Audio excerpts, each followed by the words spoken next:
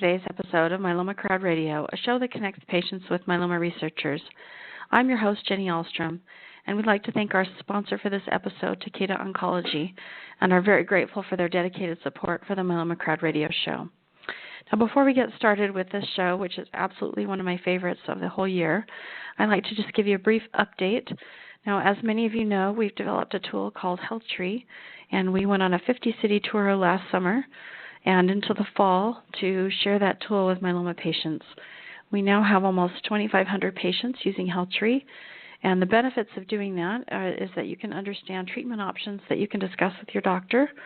You can find clinical trials that are personally relevant. You will be able to see reporting, which we've started producing in there about patients who are participating in HealthTree. And in the future, you'll be able to find financial resources that you qualify for.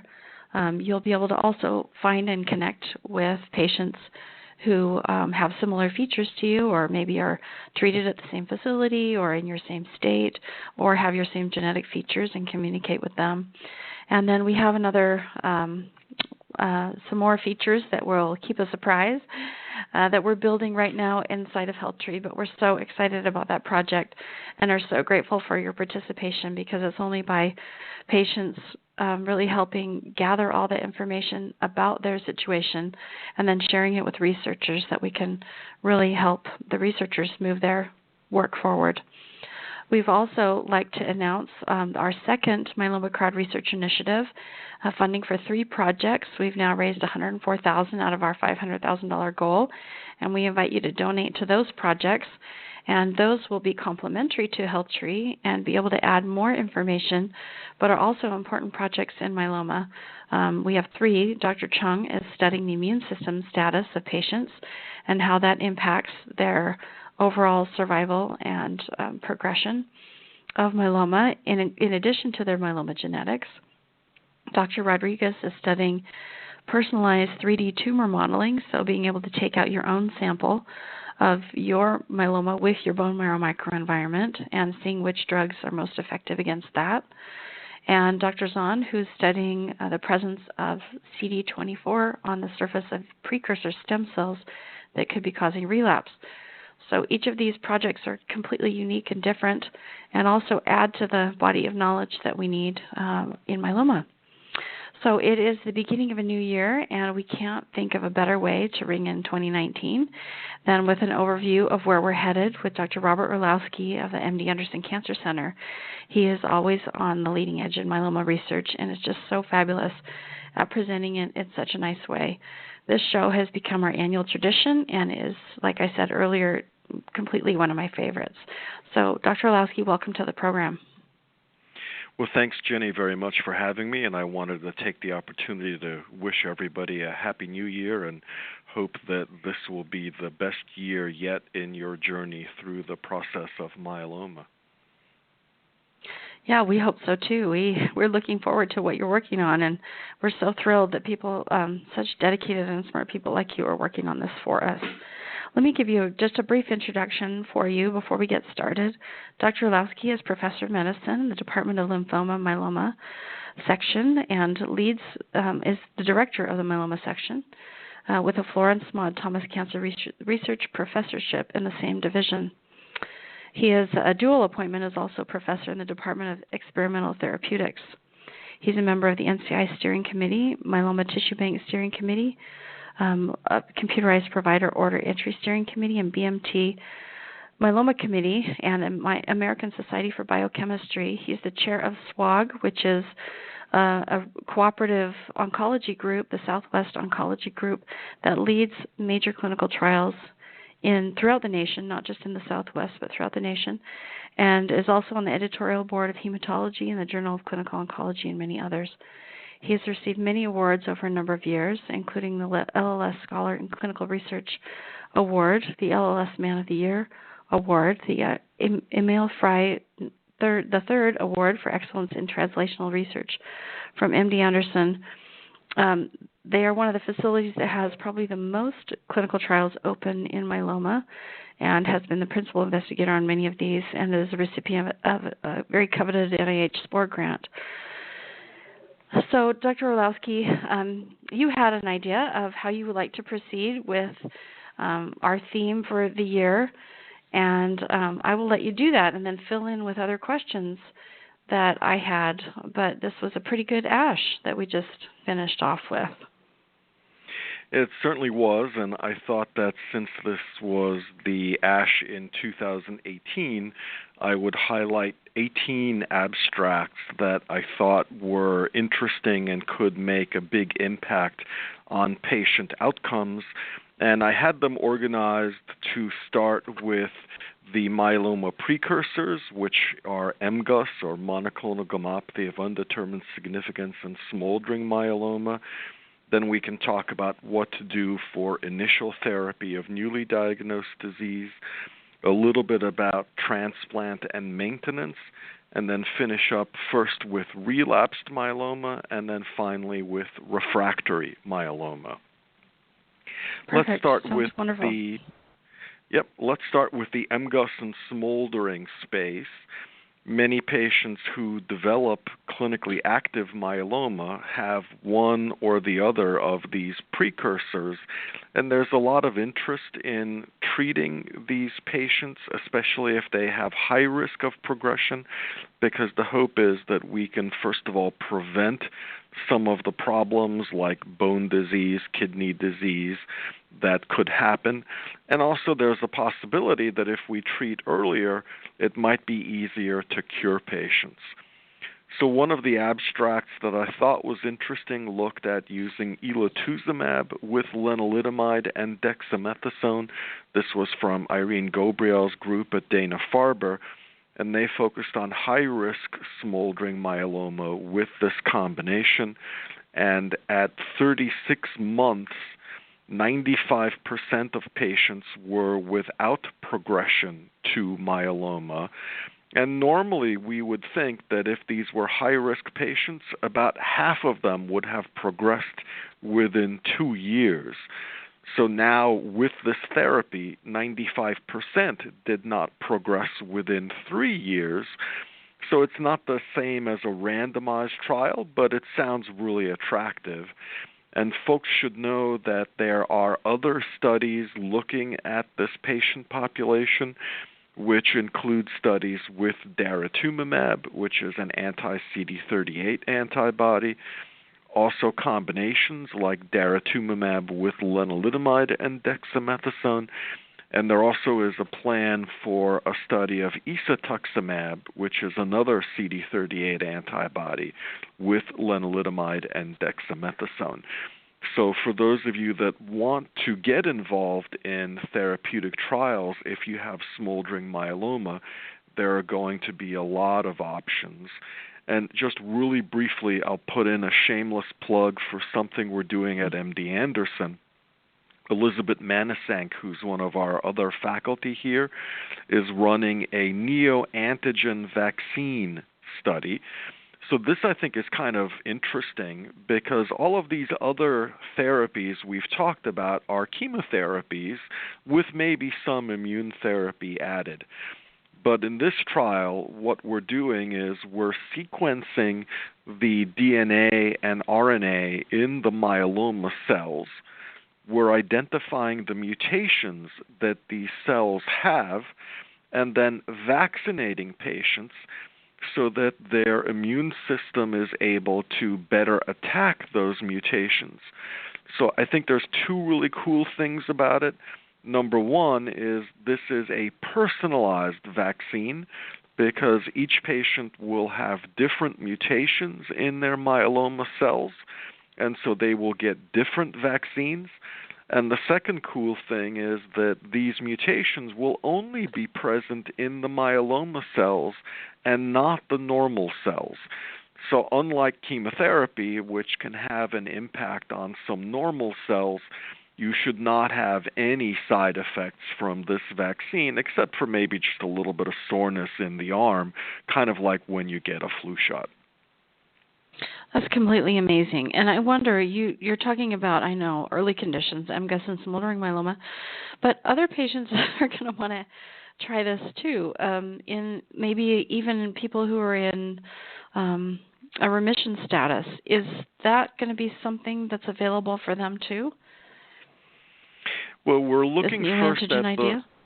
Yeah, it's a great question. We're looking first at patients who have smoldering disease because it's going to be easier to identify if there's an immune response, which we hope there will be. And if we see activity, which would mean not just that there's an immune response, but that there's a reduction in the amount of myeloma, then we would absolutely want to take this, for example, maybe after stem cell transplant to vaccinate against whatever leftover myeloma could be there. That is an amazing idea. I love this idea for the early conditions because, like what you were saying, no side effects and personalized. It's just completely amazing. What a great idea. So let's move on to folks that have newly diagnosed myeloma, and there were quite a few abstracts that I thought were interesting. Let's start with initial therapy, which often is either VRD or bortezomib-lendex or KRD or carfilzomib-lendex. And there is an ongoing randomized study comparing them. The results won't be known for a couple of years, but Ola Landgren did a registry study. So they actually used data from the Multiple Myeloma Research Foundation's COMPASS study, and they compared patients that got either VRD or KRD. So this isn't as good as a randomized trial, but at least it gives us an early peek of what it could be. And there was a suggestion that people who got KRD did better with a lower risk of progression than if they got VRD. So keep that in mind if you're looking for therapy for newly diagnosed disease, that maybe KRD, at least for some patients, could be better. There also and that's was Kyprolis, a study, right? I mean, for patients who aren't aware of that, right? Correct. Sorry, we're used to using the generic terms because we're not supposed to use the trade names when we do continuing medical education talks. So a second study that was also interesting in this area was presented by Francesca Gay. This was the so-called Forte trial, which was a 3-arm study where one arm patients got carfilzomib with cyclophosphamide dex and then transplant. A second arm, they got carfilzomib lenalidomide dex and then transplant. And then the third arm had carfilzomib len dex, stem cell collection but no transplant, and then followed with more carfilzomib len dex. And they looked at what was the response rate and also the MRD, or minimal residual disease negative rate. So comparing the two transplant arms, people who got the KRD, or carfilzomib len dex, did better than people who got the carfilzomib cyclophosphamide dex. So definitely len is probably a better drug in this setting than cyclophosphamide. But the really interesting part is when they compared the people who got CAR-Len-Dex and transplant versus CAR-Len-Dex followed by more CAR-Len-Dex without transplant, the results were actually fairly comparable, which suggests, at least with the level of follow-up that they had, that it might be fine in some cases to collect stem cells and maybe use them later, but not necessarily do upfront transplant right away. That may be something to think about for the future. Great. And then the third abstract for transplant-eligible patients was the initial data presented by Pete Voorhees on the so-called Griffin study. The Griffin trial combined bortezomib len dex with daratumumab, and this was just a small initial cohort, but if they included the patients who got VRD dara, then transplant, then 2 cycles of consolidation VRD dara, and then maintenance, they had an overall response rate of 100%, which is not unusual, but 94% had complete response. So almost all the patients were able to achieve a complete remission, which I think is really exciting because, of course, if you achieve complete remission, then you probably have a longer time in remission, and hopefully that will translate into a better overall survival. Yeah, 94%. That's amazing. And just a reminder, this is for newly diagnosed patients. They're bringing daratumumab up front and using it at the beginning of treatment. Exactly.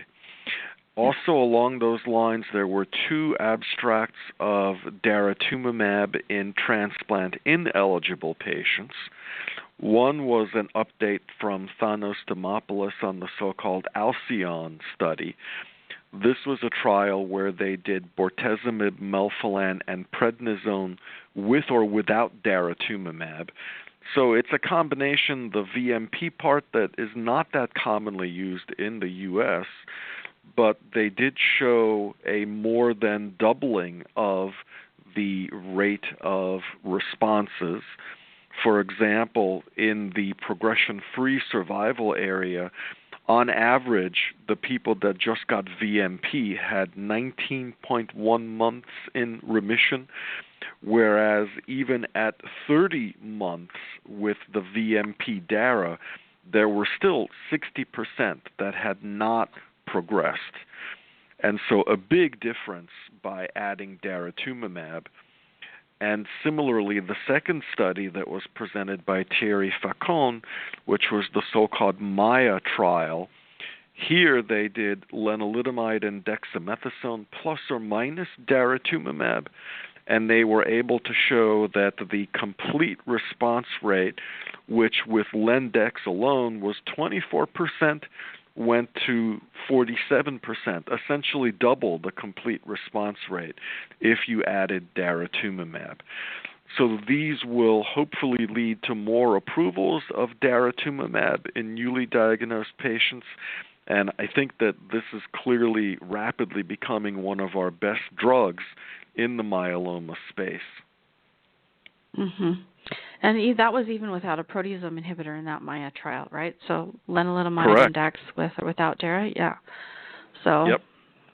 And there are studies underway looking at VRD plus or minus DARA, and also VRD plus or minus isatuximab. So I think we'll have those 4-drug combination data hopefully in the next couple of years also. And do you want to comment on 4-drug combinations? Because there's some concern. I know when they tried to add a 4th drug like cyclophosphamide or something like that, it didn't really provide a lot of benefit and provided more toxicity. But when you're giving something like daratumumab or some of these other monoclonal antibodies, that's not necessarily the case. You're not necessarily adding more toxicity, right? Well, you're exactly right. The cyclophosphamide, when it was added as a 4th drug, there was maybe a modest improvement in outcomes, but because it's a cytotoxic drug, the amount of side effects and toxicity that it added really was not acceptable. With antibodies, and this includes daratumumab and isatuximab and elotuzumab, all of these mainly really only have the infusion reaction as a risk. That can happen with sometimes the first infusion, but usually not later. So the amount of added side effects that you're adding are modest, whereas the benefit is really dramatic. Yeah, that's amazing. It's wonderful to see that happening and bringing it closer to the front of treatment. Now, there were a couple of abstracts about stem cell transplant and maintenance that I thought were interesting. One was an analysis from Michele Cavo, one of the Italian myeloma specialists, that looked at several studies that had been done in Europe comparing a single to a double stem cell transplant. And they combined the data, again, from several studies they concluded that the double transplant was better than the single transplant overall, but it seemed that the major benefit was in patients with high-risk disease who also had high stage, according to the International Staging System stage. So there is a suggestion from this analysis that if you are high risk, that maybe a tandem or double transplant is better. I think the main weakness of the data are that those studies that they put together did not include some of the regimens that we talked about earlier. For example, bortezomib, Lendex, carfilzomib, Lendex, and daratumumab. None of these combinations were included in those trials, and so that suggests that maybe a second transplant was of benefit simply because the amount of myeloma reduction from the initial therapy and first transplant were not as good as could be achieved with better therapy. Mm-hmm. And is that just a factor of the availability of drug combinations in Europe versus the United States? You're right about that. Many of the new drugs become available first in the United States, and it takes a little bit longer for them to be available in Europe. And also there are some differences in patient populations who can get a transplant in Europe versus who cannot. Usually in Europe, if you're over 65, you're generally excluded from getting a transplant, whereas in the United States, we still do transplants even in 70 and sometimes in 80-year-old patients, as long as they're otherwise pretty healthy. Mm-hmm. Okay, that makes sense. The other abstract in this space that I thought was interesting was presented again by Thanos Dimopoulos, and this was the so-called tourmaline study, where they took patients after transplant and randomized them to maintenance with ixazomib, which is an oral proteasome inhibitor, or they got a placebo. This study was mostly done in Europe, and there was a 5-month improvement in time to progression for patients who got the ixazomib as opposed to the placebo.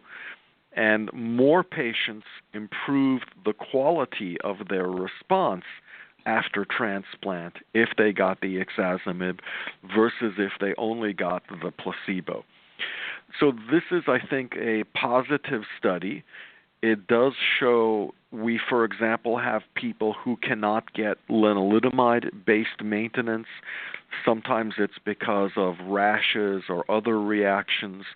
Sometimes it's because even with low-dose lenalidomide, they have low blood counts and can have problems with infection. So these data will hopefully allow us now to use ixazomib as a maintenance in those people. And in some cases, for example, with high-risk disease, we would probably think about recommending the combination of lenalidomide and ixazomib.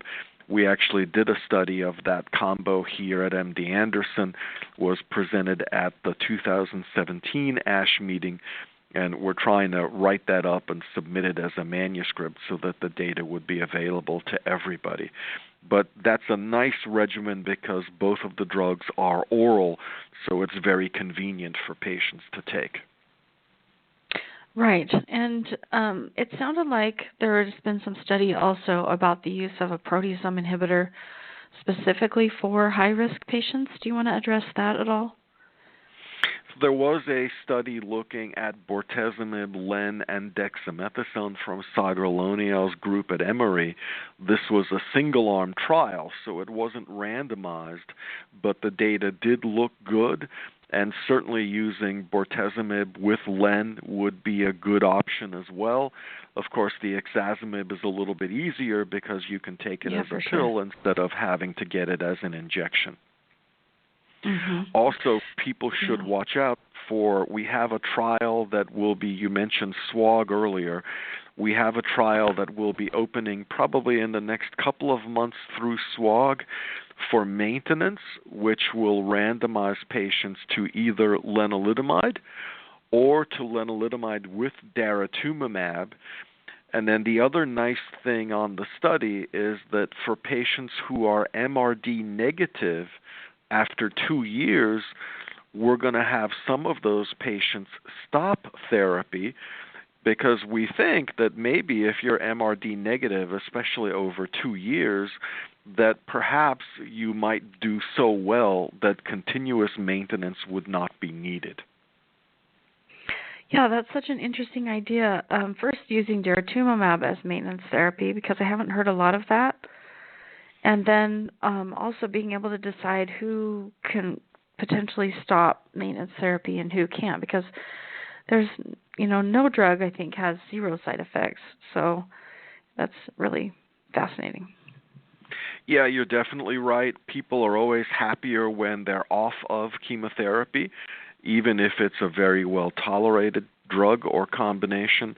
And, of course, there's always the benefit of not having to go back and forth to get the drugs and reduced cost because you're not schlepping to the doctor as often. Mhm. And is there any? I know that maintenance therapy has proven to extend progression-free survival and overall survival in a lot of instances. And I just wonder, is there any issue in creating resistance by being on a therapy for a long period of time? Is that ever an issue? Well, so far what we've seen is that patients who progress on maintenance can still have good responses to other therapies, but we do have to typically change the drugs that are being used. So it may be, in fact, as you say, that there is some resistance which is occurring, and fortunately we have enough other drugs to use that doesn't become as much of a problem. Right. Well, it might just be great if somebody's MRD negative and then they end up stopping the maintenance, if they could, if that might help in the long term.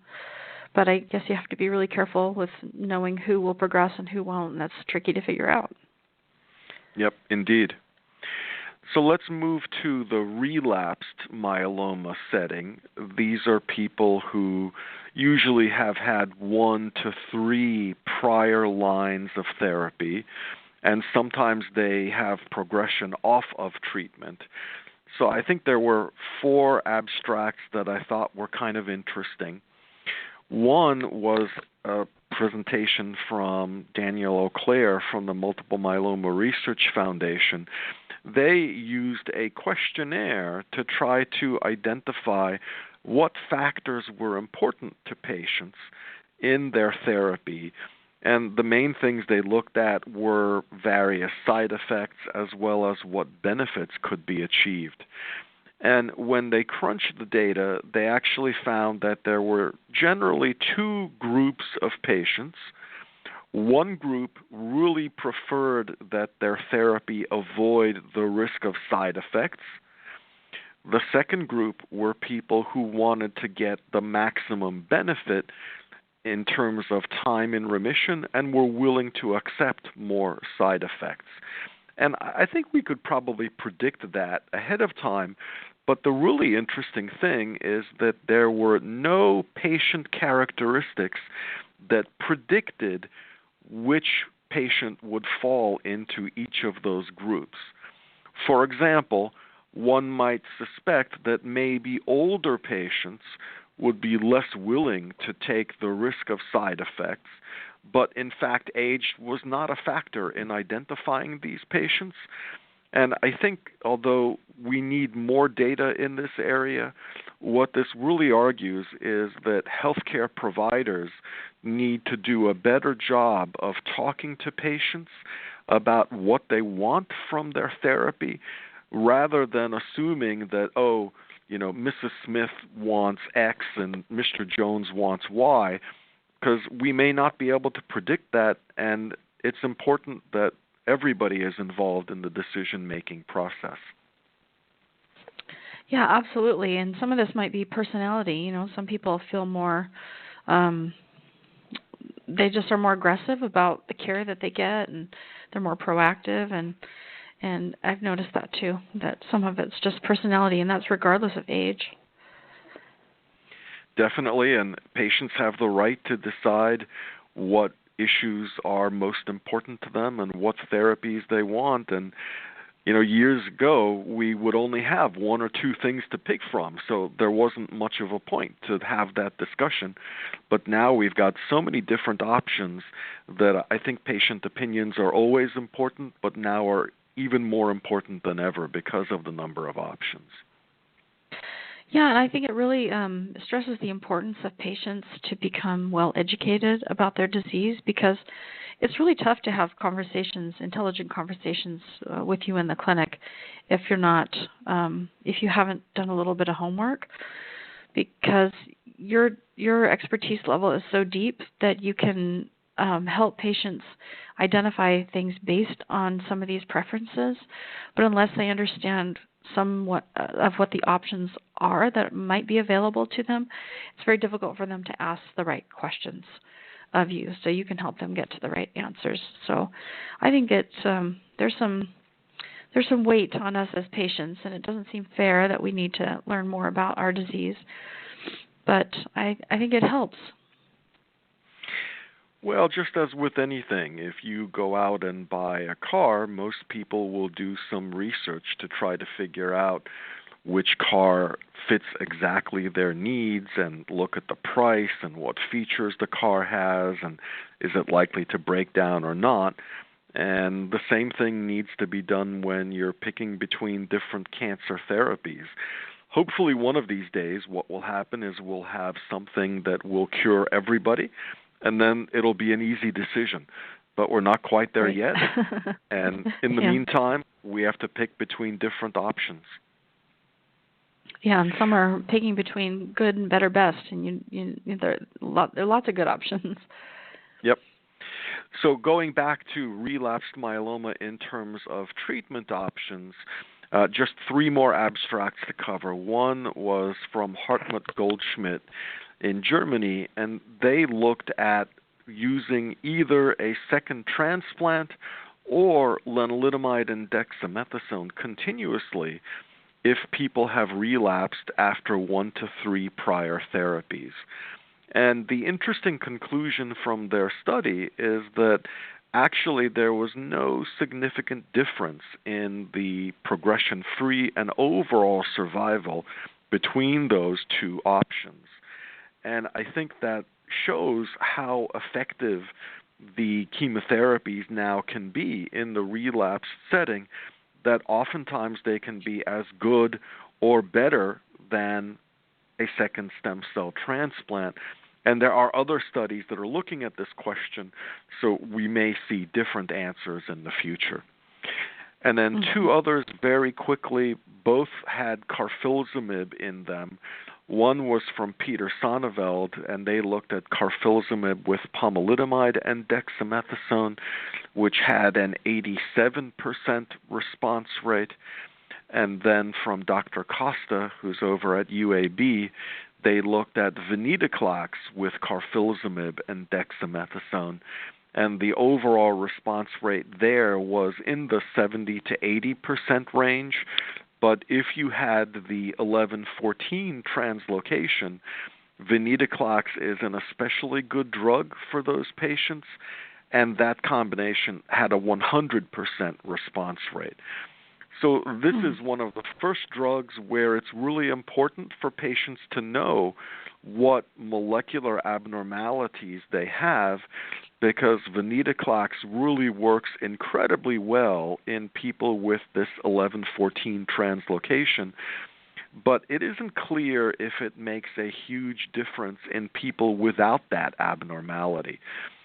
So there are additional studies that are being done to look at that, but keep in mind you should know, for example, what your FISH results are, because those are the tests that look for the various chromosome changes that you can see with myeloma.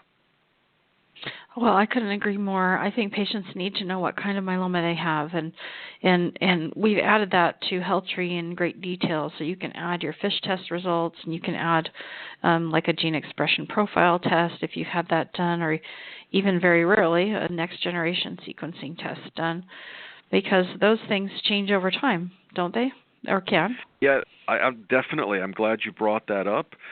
The FISH results that you have, for example, at the time of diagnosis can sometimes be different if you repeat that test at the time of relapse or later on. So you shouldn't assume that the myeloma that you have now is the same that you had a couple of years ago, or that it will be the same as you will have a couple years from now.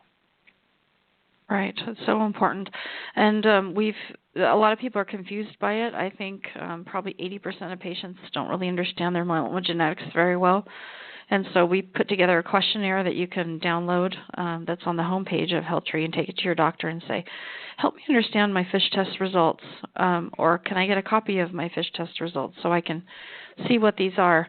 And I think something that came out at ASH that I noticed too was that somebody was talking about, let's say you have a deletion 17, and you've done an incredible amount of research on deletion 17 as well, and that the percentage of, let's say, a genetic mutation may indicate higher risk versus a lower risk. Let's say you have a lower percentage. So it's not just the genetic feature that you have, but potentially how much of it you have.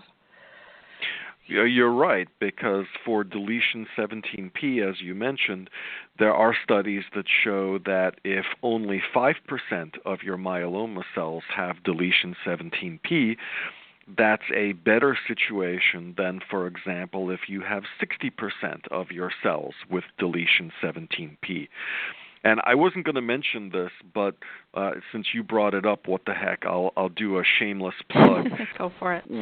we did have a laboratory abstract that we presented. So this isn't the clinical trial yet, but it looked at a drug which is called an antibody-drug conjugate, which seemed to have increased activity against deletion 17p models of myeloma in the lab compared to the normal 17p myeloma model.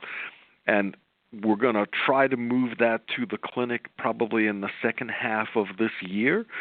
But if we could see similar results in the clinic, that would be great, because deletion 17p is one of the bad prognostic signs.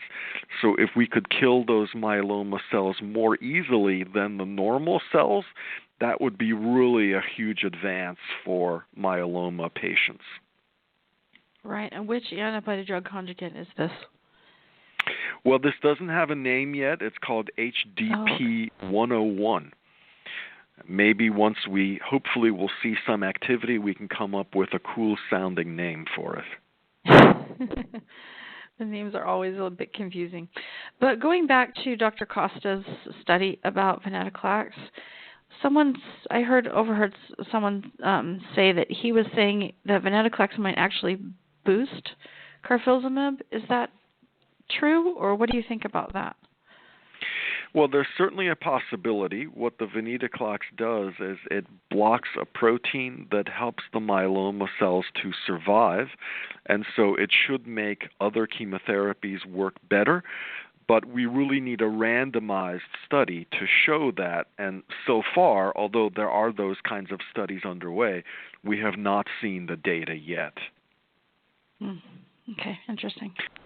So the last area to cover is relapsed and refractory myeloma. These are usually people who've had more prior lines of therapy, and often their myeloma is growing on treatment. So there were two abstracts looking at selinexor, which is one of the newer drugs or small molecules. Actually, we hope that it will be approved by the FDA sometime in the spring. One of the studies that was presented was by A.J. Chari, looking at the STORM 2 trial, which was selinexor and dexamethasone. and it had a 26% response rate, although 3/4 of patients had at least stable disease or better, and people stayed in remission on average for about 4 months. Even better was adding selinexor to daratumumab and dexamethasone, which had an almost 80% response rate and a much longer durability, and that was presented by Christina Gasparetto. So I think that definitely selinexor is a drug that can help a lot of people, although it does have some GI effects, which include nausea, decreased appetite, and fatigue, as well as decreased platelets. So it's not the easiest of drugs to give, but it can be managed in the right setting. Also for just a question about selinexor. Do you have an anticipated time frame where selinexor, I know they're still going through clinical trials and it's hard to tell, but just curious if it's coming to the clinic sooner or later or when that might happen. Well, we're hopeful that it will be approved in the spring by the FDA. And if that's the case, then usually the drug can be available within a few days or a few weeks of the FDA approval. I guess the big question, and I don't know the answer to this, is whether the current partial government shutdown may not impact the FDA timeline. Hopefully it won't. Yeah, let's hope not. And then 2 other categories of drugs that I thought were interesting in the refractory setting. Of course, we've heard a lot about CAR T cells. Most of the studies are targeting BCMA, or B-cell maturation antigen, which is a protein on the surface of the myeloma cells. And there were updated data presented by Dr. Zhao from the Nanjing Legend study in China, where they showed an overall response rate of 88%, and patients stayed in remission an average of 2 years if they got into complete remission and were MRD negative. And, of course, the Nanjing Legend folks are now working with Janssen, and that study will be available in the United States. There also were data about a different BCMA CAR T-cell presented by Krina Patel from our center. This was working with a company called Poseida. The, I think, really attractive thing about their product is that it had a very low risk of cytokine release syndrome, which is the main side effect of CAR T-cells, and this was present in less than 10% of patients. And their response rate at the highest cell dose was also essentially 100%. And then finally, there was a presentation from Dr. Zhang of a CAR T-cell from a company called CarsGen, which had a 100% response rate.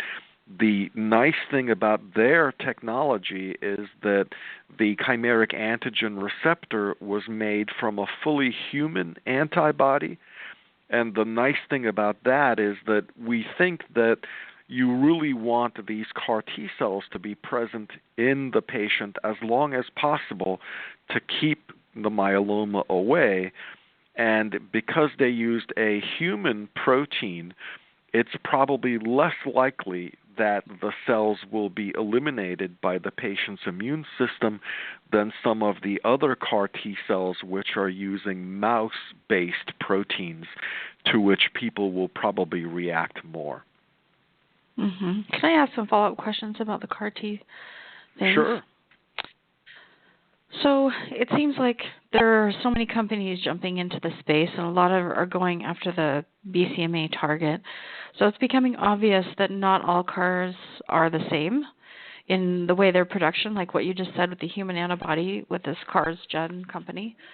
How long do you think it will be until we can kind of identify which CAR might be the best? And I know everyone seems like they're duking it out right now.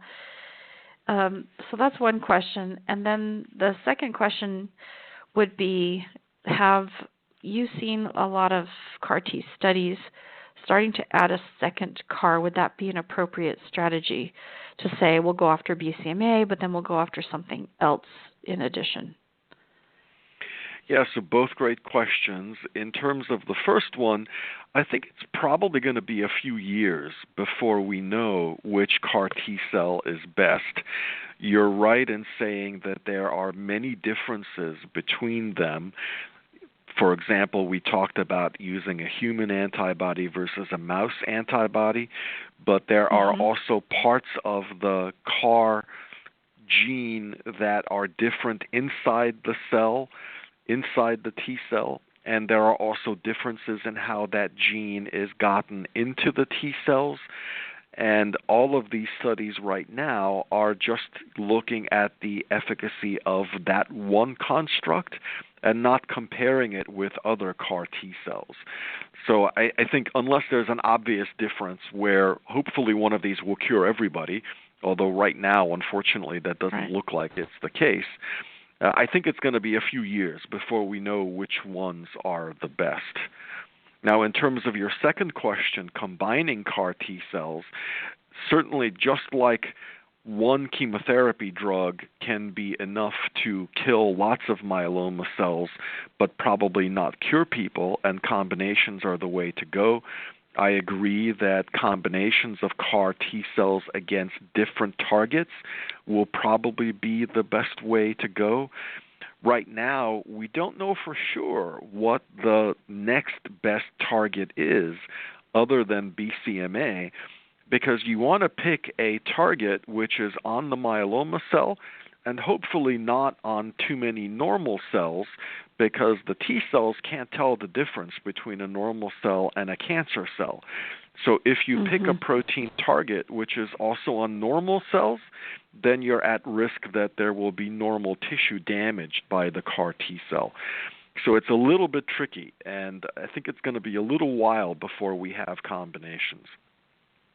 But the last abstract No, oh, sorry. Go ahead. The last abstract I wanted to my question. definitely mention is there was an abstract by Dr. Top looking at a BCMA BiTE. So the BiTE is spelled B-I-T-E, and it stands for bispecific T-cell engager.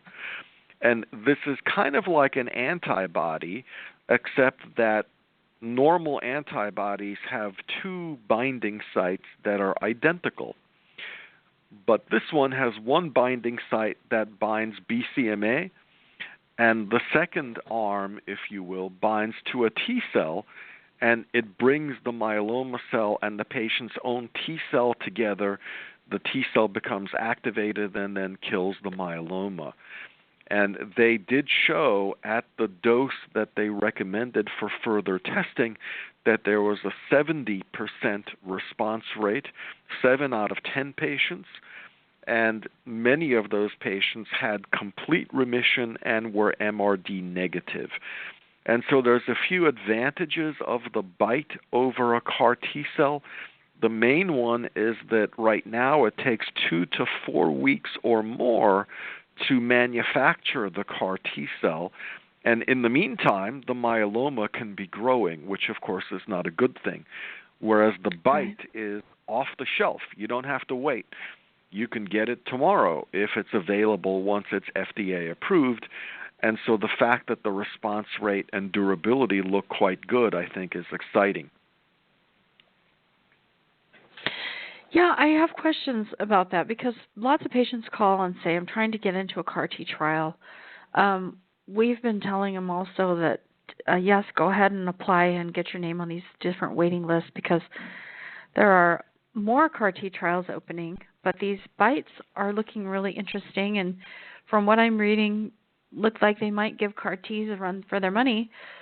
So as a physician and an expert, how do you help patients pick if they're going to join a clinical trial, they're highly relapsed, and they're looking to get into one of these studies? Do you say go for the BiTE as a strategy to bridge to a CAR T? Is it equally effective? I just don't know how to answer those questions. Yeah, those are all great questions, and we unfortunately don't yet have great answers. The problem with using a BiTE as a bridge is that right now most of the CAR T-cell studies exclude patients who have had prior BCMA-directed therapy. And the rationale is that if you've had a BiTE or an antibody drug conjugate against BCMA, that maybe the mechanism of resistance will be that your myeloma cells don't make BCMA anymore, in which case the CAR T cells are not going to be able to recognize the cancer. So the rationale is good, but it seems that most patients who relapse so far still have BCMA on the surface of their myeloma cells. So hopefully in the future what will happen is that there will be a little bit more flexibility in those criteria. I would say for right now, if you're lucky enough to have a choice between a BCMA BiTE and a BCMA CAR T-cell trial, the main thing to look at is whether this is still in the phase 1 portion where they're still trying to identify the dose, or whether the dose being used of either the BiTE or the CAR T-cell is already one at which activity has been seen. And if it's in the point where activity is being seen, then as far as I'm concerned, it's basically a coin toss. And I would do either one or the other because they really both look great at this point. And it's going to be a while before we know which one is better. Yeah. And compared the BiTE, the CAR T, and the antibody drug conjugates, do you have a preference one over the other, or the same comment?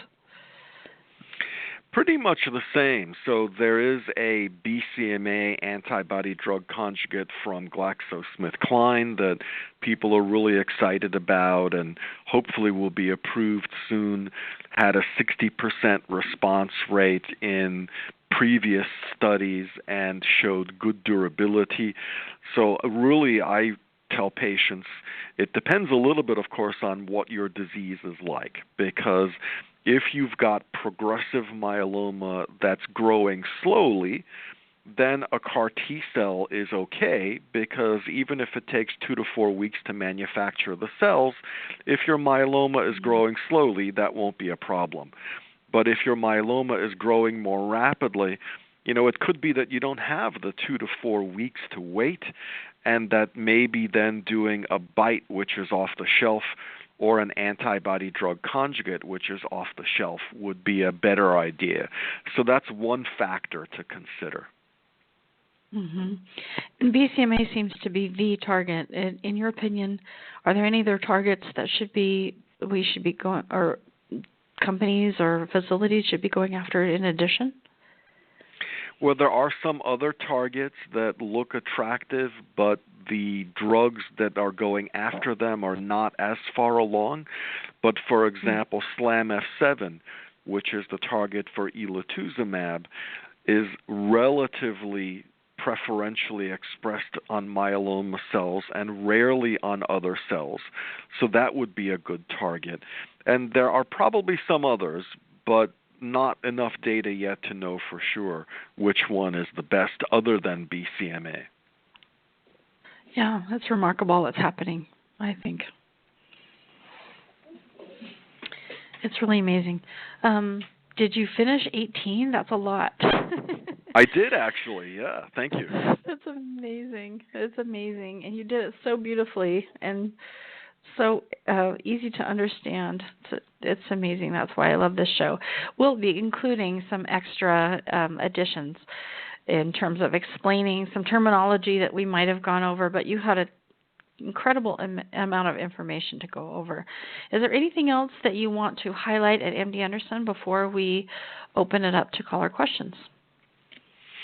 I mentioned some of the things we were doing in smoldering myeloma, and we also have CAR T cells for relapsed refractory disease, as well as now we're moving them earlier in the disease process.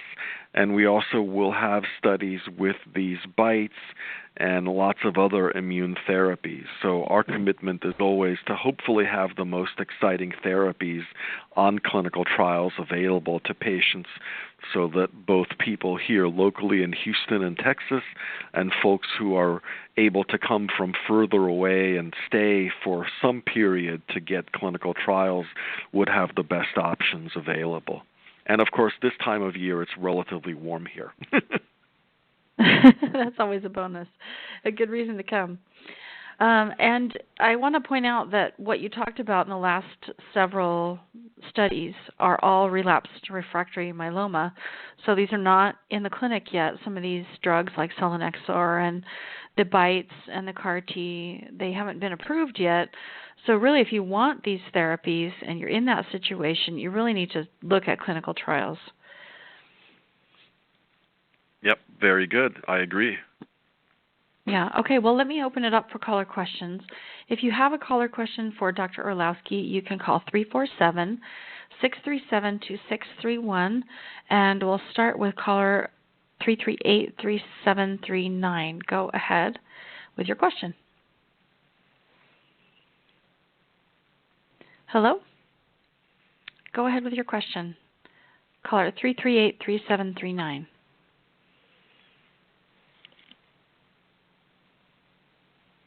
Oh, well, maybe they pressed that by accident. Okay, we have a caller at 558-8163. Go ahead with your question. Hi, Dr. Orlowski. Thank you for your really comprehensive overview of the research at ASH. I really appreciate it. One question I had was, what's the best strategy as a patient to get into a CAR-T trial?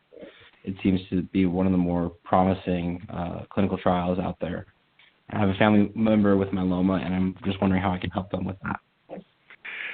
Well, thanks very much for advocating on behalf of your family member. I think you heard from Jenny earlier that oftentimes the best strategy is to contact several centers and get on waiting lists at several sites, because different centers will have different trials. And even when they have the same trials, there may be slots available at one site and not in another. So that's really the best way to try to get on the list for the CAR T cells, is make sure that you've got as many shots on goal, if you will, as possible. Thank you. Okay, thanks for your question. And I had a follow-up question about that. There seem to be a lot of CAR-T trials that are facility-initiated. How does should a patient just ask their facility if they, some of the bigger facilities like yours and some others seem to be working on your own CAR-T trials? What's the progress of those, and then how do you choose as a patient compared to the drug companies' CAR-T trials, for example? I think that's a little confusing. Yeah, great question. There are some centers, including, as you mentioned, ours, that are working on making CAR T cells on site. And part of the benefit of that would be hopefully a more rapid turnaround so that the cells would be available more quickly, and that would be helpful to people whose disease is growing more rapidly, because you don't want it to go unchecked for too long a period. Most of those studies are still fairly early, because this is a therapy which is not inexpensive to make, as you can imagine. And so Right. Most of the trials that are out there are company-sponsored studies, but I would definitely recommend that patients ask if they're talking about a clinical trial of a CAR T cell at one of the sites. They should, of course, find out who the sponsor is and get information if it's a CAR T cell being made at that site. Get information on how much experience they have, how many patients have been treated, what the side effects have been, and what the response rates have been so far, because not every BCMA CAR T cell trial is showing similar activity. There can be differences. Mm-hmm. And we had a write-in question actually before the show from Benjamin, and he asked if that he had read that the time to manufacturing could have an impact on the response. Do you want to address that at all? Like a window of a 4-week or a 2-week or less than that manufacturing process? And then how do you see that changing over time? Yeah, so that's actually a very interesting question. We don't know the answer yet, but what one could maybe think about is what happens is the T cells of the patient are taken out, and the manufacturing, which is done in the laboratory, either on site or of the industry partner, the T cells have to be expanded so that you have enough T cells to infuse back in. If the T cells expand very, very slowly, that could be a concern, because when they're infused back in, they have to again be able to be stimulated and to expand when they find the myeloma cells. So theoretically, it could be possible that if the cells grow very slowly in the laboratory, they could also grow very slowly when they're put back into the patient, and then the benefit against the myeloma might be less. But we don't know that yet for sure, and it's certainly something we need to follow up on. Well, I think all that will come out over time, and it's so exciting to see what is happening. I mean, just the ability for you to cover 18 amazing abstracts and what we have to look forward to in the coming year is, in my opinion, really remarkable. I also wanted briefly to say that if folks have other questions, feel free to email me directly. I give out my address. It's r.orlowski@mdanderson.org. Well, perfect. Thank you so much for being so available, and thank you so much for participating on this show today. You do a tremendous job at distilling really complicated information into such a simple way for us, and we really appreciate the overview and what we have to look forward to in 2019. It's truly amazing. Well, it's my pleasure. Thanks very much for having me, and thanks for putting all of this together, as well as everything else that you do to support patients and research in myeloma. Well, we're just so impressed with people like you who are just driving the field forward, and can't thank you enough for your work. Thank you. And thank you to our listeners for listening to Myeloma Crowd Radio. We invite you to join us next time to learn more about what's happening in myeloma research and what it means for you.